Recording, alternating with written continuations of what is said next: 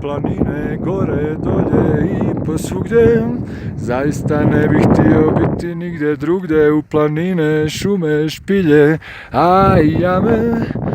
Želim ići dok srce mi ne stane. Pozdrav svim velebitašima i tako isto ljudima koji vole planine u Hrvatskoj pa i šire. El Capitano Lumaka ili ti Kapetan Puž je dopuzao da svoj prvi 6000. Ujedno, sorry, malo emocije, slavi svoj 5. rođendan u Velebitu i pozdravljam svoju ekipu tamo s kojom sam doživio sve te ludorije i akcije i patnje i uživanja pod zemljom, iznad zemlje, svugdje. Da nije bilo toga, nema šanse da bi ovaj puš došao na 6. Ali evo, ipak sam tu.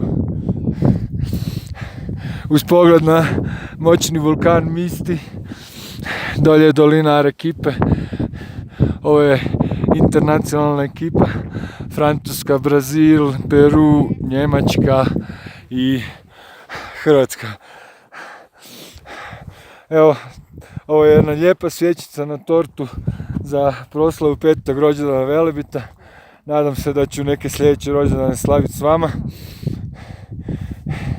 A ovo je definitivno početak jednog divnog prijateljstva, kako bi rekao Humphrey Bogart, između Velebita i Andi. Vrijeme je da idem. Ćao!